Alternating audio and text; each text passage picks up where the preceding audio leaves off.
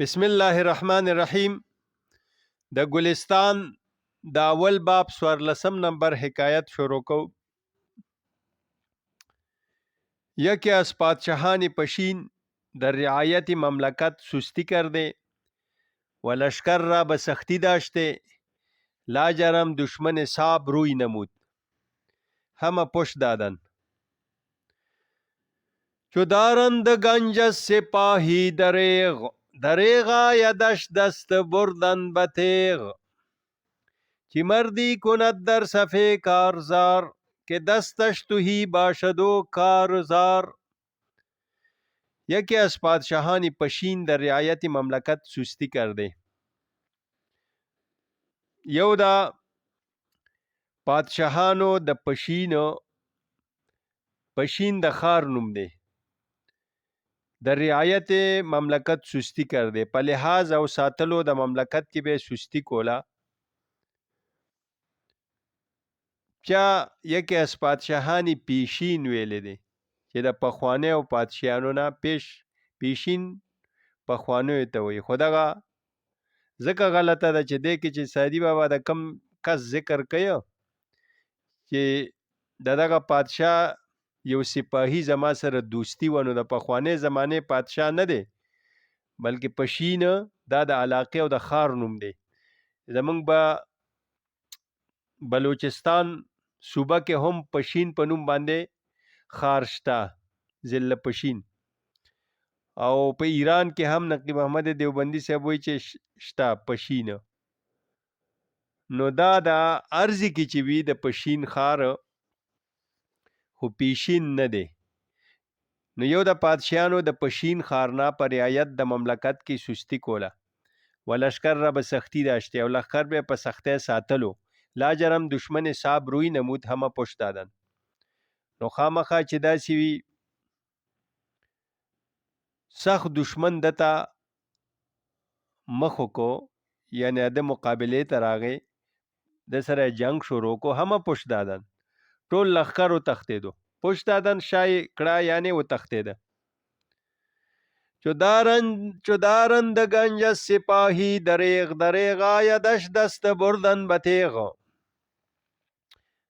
چونکه باب اول د پادشاهانو دغه متعلق دی، زیات کیسې پکې د پادشاهانو د تربیت متعلق دی. نو هغوی ته د حکومت صحیح اصول سعدي بابا ښیي چې کله مطلب یو حکمران سختی کوي، فوج باندې خرچه نه کوي، تنخواګانې نه ورکوي یا ظلم کوي، نو کله چې د مقابلې په وخت کې دا فوج د لپاره د سره وفا نه کوي، د لپاره قربانی نه ورکوي، جنگ نه کوي. چو دارند گنج سپاهی دریغ، دریغ آیدش دست بردن به تیغ. دریغ یا دریغ دا دواړه تلفظ صحیح دي، په فتحه او په کسرت دواړو. دریغ د منې په معنی راځي، د افسوس په معنی راځي، د موقع مناسبت معنالو. چو دارند گنج سپاهی دریغ، کله چې خزانه د سپاهی نه منې کوي یو پادشاه، دلته دریغ په معنی د منې صحیح راځي، د افسوس نه راځي. په دې دویم کې بیا د افسوس په معنی راځي چې سمیع خوري. ګوره اول دغه کې دا منې په معنی راغی دریغ، او د دویم دریغ آیدش دست بردن به تیغ. افسوس ورزي دغه سپاهی لره، دغه فوجي لره چې توري ته لاس کوي او د لپاره جنگ کوي. کله چې مال دولت دا سپاهی او فوجي نه یو پادشاه منې کوي، نو هغه افسوس ورزي هغه له چې توري ته لاس کوي او د لپاره د سر قربانی ورکوي. چې مردی کند در صفه کارزار، سه بادری بوکی، مردانگی بوکی په سب د جنگ کې. کارزار اوله مصره کې د جنگ په معنا کې دستش تهی باشدو کارزار، چې لاس خالی وي او کار خراب وي. د سعدي بابا بلاغت دا دی. ګوره اول کې دا کارزار استعمال کې دا د جنگ په معنا، او په دویمه مصره کې کارزار کار خراب، دغلته جنگ په معنا نه راځي. څنګه چې اوله مصره کې اول د منې په معنا راغی دریغ، او په دویمه مصره کې دریغ د افسوس په معنا راغی. چې مردی کند در صفه کارزار، سه مردانگی بو کی په سب د جنگ کې. څوک هغه څوک کې دستش توهی باشد، هغه فوجي چې لاس خالی وي تنخواه ولا نه ورکوي، موړ یې نه ساتي. وکار زار دې کې چې لږه سکته وکړي نو صحیح راځي. اول به کارزار وی او په دویم کې وکار زار، یعنی کارش زار باشد، کار خراب وي. یکی رازانان کې غدر کردن، یو د هغه پوجیانو نه چې بې وفایي وکړه، ټګي وکړه. بامن دوستی بود، زما سره دوستو، زما ملګری و. ملامتش کردم، ملامت مې که و گفتم و مې ویلې دون است و به سپاس و سفلونا حق شناس که باندک تغییر حال از مخدوم قدیم برگردد. هغه سړی دون دی، کمینه دی، و به سپاس او به شکر دی، ناشکر دی، او سفله دی، رزیل دی، و نه حق شناس دی که باندک تغییر حال از مخدوم قدیم برگردد، چې په لږ تغییر د حال سره د پخوانی مالک نه وګرځي. و حق نعمت صالحه در نوردد، او حق دا احسان د کلونو کلونو دا قطع کی. گفت هغه وی زماغه مرګري اگر به کرم معذور داري، شاید کچره په کرم سره ازرای کرم ما معذور وګڼي، زما یو عذر او شاید نو خایږي. ولې کې اسپم به جو بود، زما اسب به وربشو، و نمدزینم بګیراو، او زما نمدزین دا غاڼه وو. زین اکم غدای چې د اس په شاک دی او سړی پکینی دی ته زین وای. نمدزین او نمد داسې لمسه او یادغه چې د پاسه پیچي یو ټوټه شانی قالینچه شان دا خایس د پاره نو دغه نمدزین زما چو نو دا غاڼه و چا سره دومره پیسې را سره نه وي نو دغه می چا سره غاڼه کیخ نو د لپاره ز څنګه جنگ ته تلوي. او د وربشو د اس خوراکه ما سره نه و چې وربشو ولا والم او موړې کم په خوا و پاسونو جنگ کېده. سلطان के बाजार बा सिपाही बखिली کند با او بسر جوانمردی نتوان کرد. کم پادشاه چې په زر او په تنخوا باندې په پیسو باندې د خپل فوجي سره بخیلی کوي، شومتوب کوي، صحیح تنخوا نه ور کوي، با او بسر جوانمردی نتوان کرد. نو دغه پادشاه د بارا په سر باندې جوانمردی نشي کېدی چې د لپاره د سر قرباني ورکې او د سر سخاوت پیش کې. نه نه د قابل نه دی هغه پادشاه چې خپل فوج له پوره تنخوا نه ورکوي، داغه د سہولیاتو خیال نه ساتي، نو دا د دې قابل نه دی چې سړی د د لپاره سر ورکي.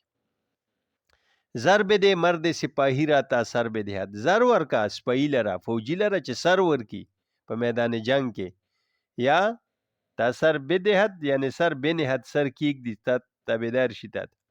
وگرش زر نه ده او که زر نه ورکه تنخوا صحیح نه ورکه، سر بنهات در عالم یعنی او به تختی، سر بکی دی عالم کې یعنی بلته به تسلیم شي، سلامی بشي، او به تختی.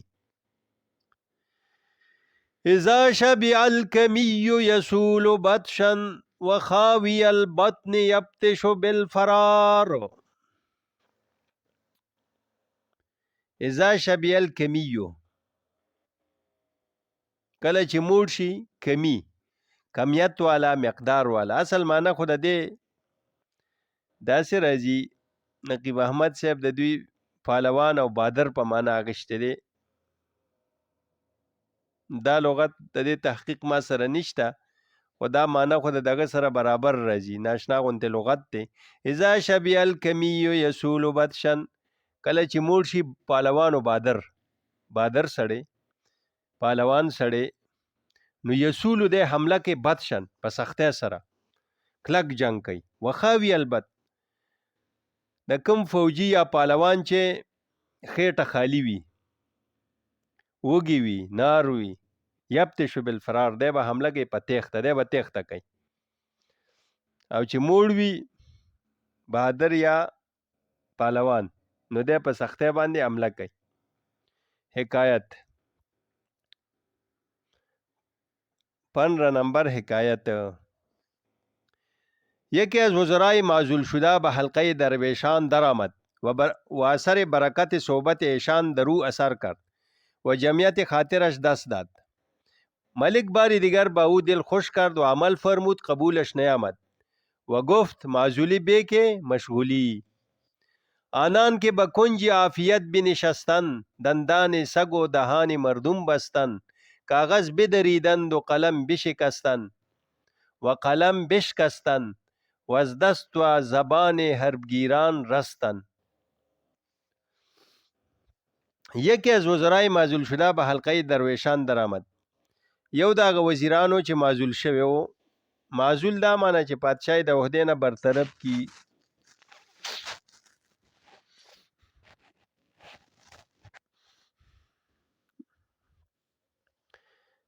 یو د هغه وزیرانو نه چې هغه معزول شوی وو، یعنی پادشاه دا ډیوټي نه لر کړی و، د وزارت نه برطرف کړی و، دا فقیرانو درویشانو په حلقه کې داخل شو و برکت صحبت ایشان درو اثر کرد او برکت د صحبت د دوی په ده کې اثر وکړ و جمعیت خاطرش دست داد او جمعیت د زړه دته حاصل شو. ولې چې الله بذکر الله تطمئن القلوب دغه په حلقه کې داخل شو، د درویشانو دغه خو د ذکر او فکر سره د الله یاد سره کار وی. ملک باری دیگر با او دل خوش کرد. ملک باری دیگر با او یا برو دل خوش کرد. پادشاه دوباره هغه ته زړه خوشاله کړی و چې بیا په خپل عہده باندې خپل عہده ورکی دله، واپس یې وزارت ته راولي و عمل فرمود. دته د عمل یا د عہدې حکم وکړو چې بیا د خپل وزارت ته راځه، په خپل ډیوټي واپس د سره کوه، خپل عہده قبوله کا. قبولش نه آمد،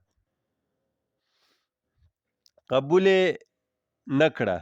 وقف و ویلې معزولی به، دا معزولی به اختر د جزا د برطرف کړي ما ګوخه کړي ما کې مشغولی د مشغولتیا نه چې په دې وزارت کې مشغول یم همدا برطرف خیمه.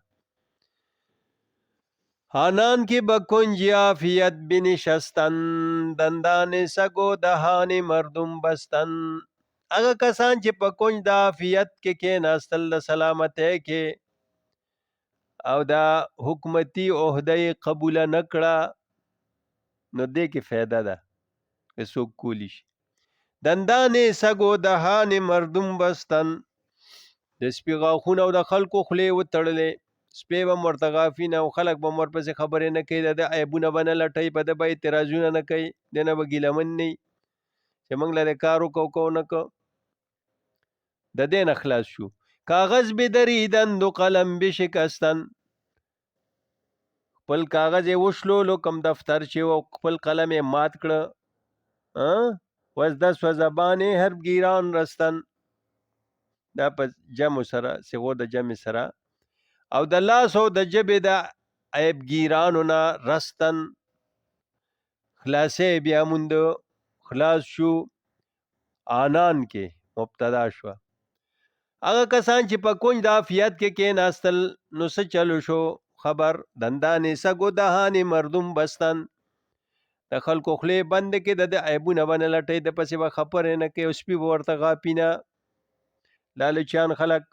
کاغذ بدریدن، دغه کاغذ وشلولو، قلم یې مات کړه. دغه کسانو چې په کنج د عافیت کې کېناستل، دیو دفترونه وشلولو او قلمونه یې مات کړه، او د لاس او د جبو د عیب ګویانو نه خلاص شو.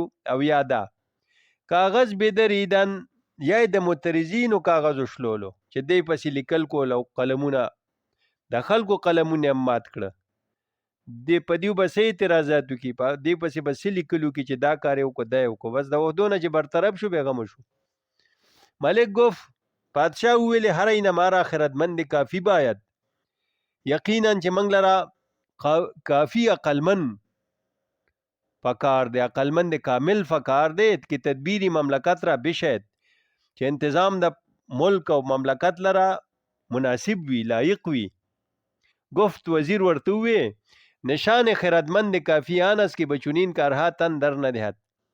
علامه دا عقلمند کامل پوره هغه ده چې زه درته نښه وښیم چې ته عقلمند وزیر پسې ګرځې که به چنین کارها تن در ندهد، چې دې کارونو ته ځان ور نه کي، یعنی قبول یې نه کي.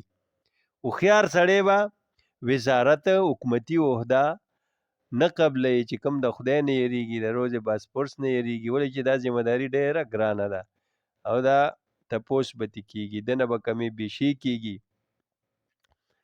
همای بر سر مرغان از آن شرف دارد، همای بر سر مرغان از آن شرف دارد که استخوان خورد و طایر نیازارد. همای مرغه وی په سر د مرغانو از آن شرف دارد، د هغې وجې نه عزت او شرف لري. هما مرغه ولې داسې قیمتي دی لکه د باز په شان؟ دکې وی یو فعل دی، یو صفت او خوی دی پکې کې استخوان خورد و طایر نیازارد، چې دی اډوکې خوري او بل مرغه یا زناور دا هغه ته تکلیف نه ورکوي. هما مرغه متعلق دا مشهوره ده چې دی په صحرا کې دا چرته زاړه او راسته اډوکي اوچتوي او چې اوچت شي بره نو هغه روغورځي او غر ته په کاڼي باندې وي په دې طریقې ماتوي، نو بیا راکوشي او بیا اوچتوي او په غرې رولي، نو چې مات شي نو بیا یې وایي دغه خوري دغه اډوکي خوري. والله اعلم. او یو نسخه کې داسې راغلی همای برهم مرغان از آن شرف دارد، د برسر په ځای څه راغلي؟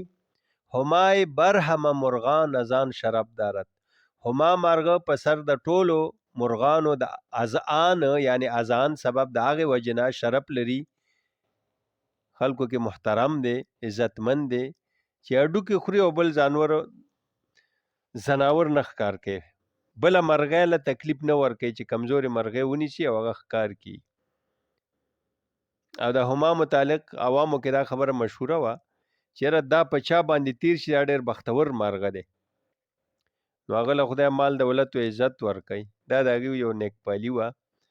او دا د ګونګي متعلق دا خیال و د بوم چې دا سپیره دی. حکایت: سیاگوش را گفتند که تو را ملازمت شیر به چی وجه اختیار افتاد؟ گفتا فضله صیدش می خورم و از شر دشمنان در پناه سهولتش زندگانی می کنم. گفتندش اکنون که به ذل حمایتش در آمده و به شکر نعمتش اعتراف کرده چرا نزدیکتر نیایی تا به حلقه خاصانت در آورد و از بندگان مخلصت شمارد. گفت از بد شوی همچنان ایمن نیستم.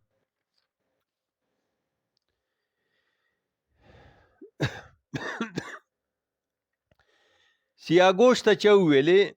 سیاگوش تورغوږي ته، دا وی پیشپړانګ ته وی پړاپیش، دا د ګیدړ عمره یو زناور دی او د ده وی دا خصوصیت دی چې دی اکثر زمري سره ګرځي، کله ته وړاندې رواني کله وروستو داسې فاصله کې، نو زمری چې کله څه ښکار مارو کی نو دی ورشي د هغه نه چې څه باقي پاتې نو هغه وخوري. دکې دا کاري لکه د زمري یا پسمانده خوري، پس خورده چې ورته وي جوټه چې د هغه نه پاتې شي، دا مشهوره ده. دا وی د ګیدړ عمره دی او دا د هغه نه وړاندې وروستو رواني او د ګیدړ په شان دی خو غوږونه تور دي، نو ځکه ورته سیاگوش وی. وی دته چا وویلې که تو را ملازمت شیر به چی وجه اختیار افتاد؟ تا لره دا ملازمتو لازمواله پیوستگی او تعلق د زمري سره په څه وجه غوره شوی دی، تا غوره کړی دی؟ گفت هغه وویلې سیاگوش تا فضله صیدش می خورم، هغه زیاتی د ښکار د خورمه چې د ده نه پاتې شي، و از شر دشمنان در پناه سهولتش زندگانی میکنیم، او د شر د دشمنانو نه په پناه ده سهولت د ده کې د ده د قار و غلبې په وجه ژوند تیرومه. یعنی د ده شاوخوا چې زه ګرځم نو په ما باندې څوک زړه نشي کولی، نور پړانګان یا ګیدړان وغیره نور زناور چې دي او دا د زمري مصاحب دی نو ما نه ټول خلک یریږي. د ده په پناه کې د خپلو دشمنانو د شر نه زه د ده په دبدبه کې ژوند تیروم. سهولت حملې ته مو یو قار و غلبې ته وي.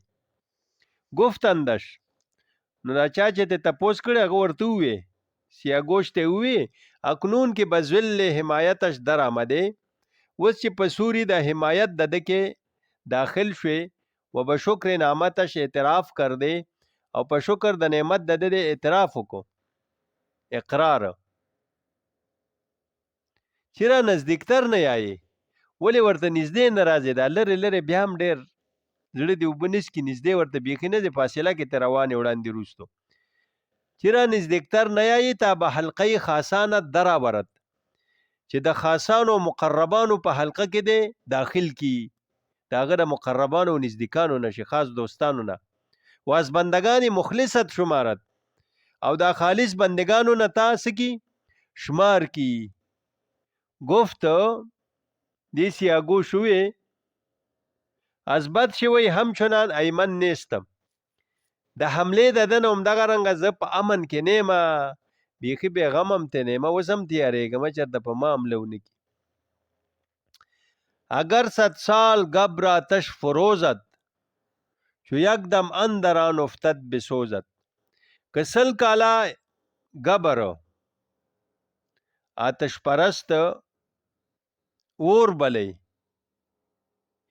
د هغې خدمت کوي د اور او عبادت یې کوي چې یک د من دران افتد بسوزد که یو ساعت په دې کې ور پریوځي نو اوبه سوځي ستی به کی دا نه ده چې مثال د هغې چې کوم فطري دغه د فطرت د اوره نه بدلیږي که 100 کاله هم دغه وکړې څه به کوي اور به دې وسوځي اور دې ته نه ګوري چې دا زما عبادت کې یا ماته سجده کې دغسې د ازمریم دی چې لکه دا که زه سلم د خدمت وکړمه بیا هم د ملګرتوب پسې نه ګرځي په ما به حمله کوي او ما به هلاکوي افتد دا پریوزي یا واقع کیږي که ندیم حضرت سلطان را زر بیاید چې ندیم د حضرت بادشاه لره زر راشي وزیر لره و باشد که سر برود او دام کېدی شي چې سر پکې بیلی لکه دا ډیر داسې واقع کیږي چې دله ښه دولت د پادشاه نه دته مراعات حاصل شي دولت او پیسې ورته ملاویږي د پادشاه نه خو دا هم پکې کېدی شي کله کله پکې سر هم بم بیلی پخواني پادشاهانو داسې و حکما گفتان او هوښیارانو ویلي دي حکیمانو که از تلون تب پادشاهان پر حذر باید بود داغه تلون رنگارنګ یعنی د دیو طبیعت رنګارنګي کله یو شان کله خپوی او کله خوشاله نو دا تلون دا طبیعت د پادشاهانو نه پرخوپه کېدل پکار دی احتیاط ته پکار دی دیو رنگ رنگ تبوي کله به انعام در کې په کنزل او کله به په دغم لکه چې اوس په خپله وی که وقت به سلام برنجن وگاه به دشنام خلعت دهن چې بعضې وخت کې دیو په سلام باندې خپه کیږي او کله کله په کنزلو مې نام ورکوي دوی پادشاهان کله کله په کنزلو هم خوشحالیږي و گفتان او ویلی دی هوښیارانو بزرگانو عاقلانو ظرافت بسیار هنر ندیمان است ډیره خوشطبي کوله دا هنر دا ندیمانو دی ندیم چې پادشاه سره ناس پاس وي دته ندیم وای نو کم سړی چې خوشطبي او ټوکې کوي هغه ندیم به د پادشاه خوښو چې ده به ورته ټوکې موکې کوله او خوشطبي به یې کوله او پادشاه به یې خندولو نو د ندیم هنر به دا و چې پادشاه خوشحاله وساتي نو وای دا خو صحیح ده سادي بابا وایه چې دا ظرافت چې دی دا د ندیمانو هنر دی د هم نشینانو خو عیب حکیمان د هوښیارانو دپاره دا نقص دی عیب دی هوښیار عقلمند سړی به ټوکه او پالتو مجلس نه کوي چې پادشاه پې خوشحالیږي تو بر سر قدر خویشتن باش و وقار بازی و ظرافت به جوانان بگذار یا یو نسخه کې راغلی بازی و ظرافت به ندیمان بگذار تو بر سر قدر خویشتن باش و وقار ته په خپل قدر باندې اوسه خپل قدر د لاسه مه ورکوه او په وقار سره ژوند تېروه ناسته پاسته کوه وقار بردباري او سنګینۍ ته وایي چې سړی درون خوی کوي کچه خوی نه کوي نو ته خپل قدر وساته. بازي و ظرافت به جوانان دا بازي لوبې او خندول او لهو لعب او ټوکې خوشطبي دا ځوانانو ته پرېږده او یا یې ندیمانو ته پرېږده. بازي و ظرافت به ندیمان بګذار چې د پادشاه خاص هم ندیمانی د هغوی کار هم دا دی چې پادشاه خوشحاله ساتي. د هغوی د ژوند د بل نصب العین نشته، ټایم پاس کول دي. نو دا د عالم سره خوند نه کوي. دا عزتمن سړي دپاره دا سپک کار دی. هغه به مطلبي خبرې کوي یا به پادشاه ته نصیحت کوي. نو بازي و ظرافت دا ندیمانو ته پرېږده. دا درس دلته ختم. وصلی الله تعالی علی خیر خلقه محمد و آله و اصحابه اجمعین برحمتک یا ارحم الراحمین.